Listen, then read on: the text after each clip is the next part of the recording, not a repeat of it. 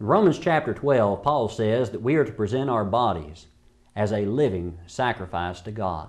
Welcome to your daily 180 Bible study. We want to talk about today, what does that kind of a sacrifice look like? In the Old Testament, we read a lot of descriptions about sacrifices the people were to bring. But what does that sacrifice look like today? Well, in the chapters that follow here, 12 through the end of this letter, Paul is giving us a description, you might say, of that living sacrifice. In chapter 12, for example, he goes on in verses 3 to 15 talking about how we are to offer our talents, all of the abilities that we have in our service to God. In verse number 16, he also explains to us that we are to be of the same mind toward one another. Do not set your mind on high things, but associate with the humble, and do not be wise in your own opinion. Don't suppose that the offering that you are bringing makes you so much better than everyone else who is around you, who may not be able to bring what you do.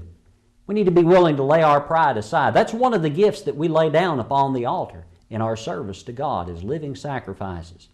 I'm no longer fixated on myself and how great I am, or maybe how even inferior I am to someone else who can do something that I can't. We also surrender our quest for vengeance. Paul goes on to explain that beginning in verse 17, where God says that vengeance belongs to Him, and that we need to turn over those sorts of things to Him. But the living sacrifice also lives in submission to authority. That's a difficult thing. In chapter 13, verses 1 to 7, he talks about authorities that have been established by God, actually for our benefit.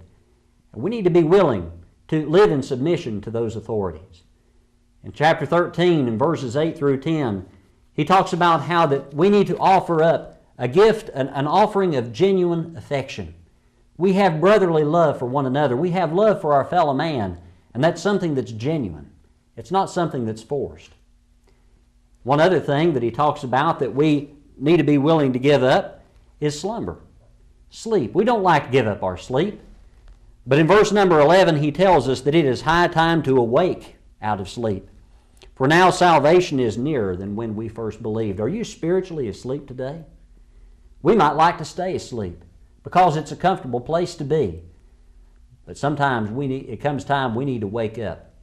And if you're spiritually asleep today, you need to lay your sleep, your slumber that you would like to stay in on that altar. Give it to God as part of your living sacrifice to Him.